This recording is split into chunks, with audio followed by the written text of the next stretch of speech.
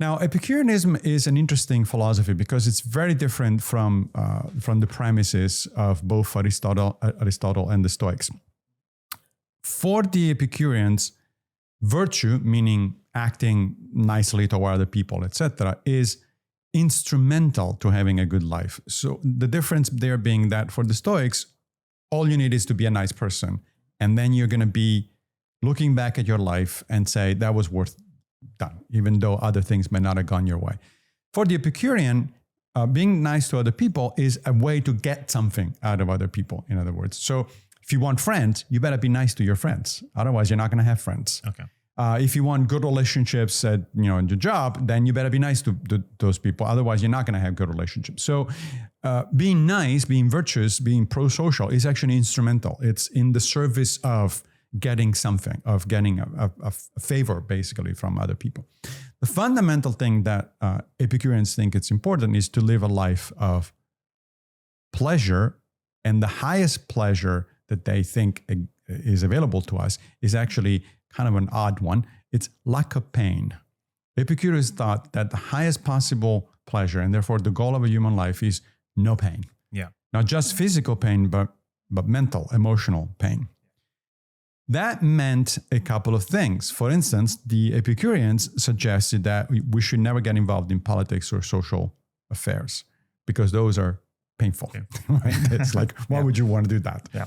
And that's a major difference with both the Stoics and Aristotle. Both the Stoics and Aristotle thought that on the contrary, becoming politically involved, by which, by the way, I don't mean partisan.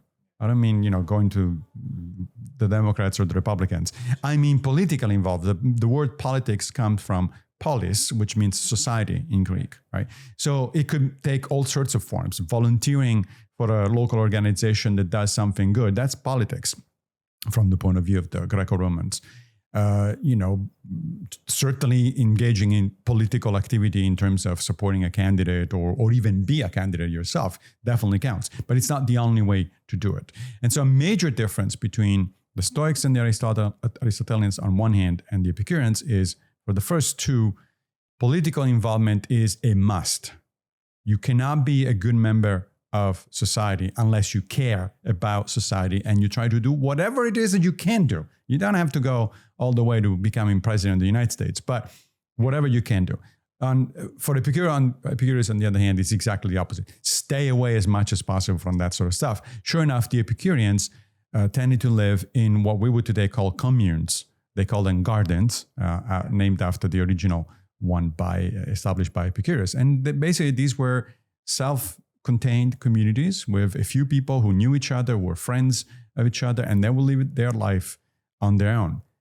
Ironically, after the collapse of the Roman Empire and the closing of all of these Greco-Roman schools, most of those communes were taken over by Christians and they became monasteries. Gotcha. Which is, and in fact, sure enough, a Christian monastery is not really that different from an Epicurean garden, because what you have is a bunch of people who are isolate themselves from the rest of the world. They live in an enclave and they try to be self-sufficient.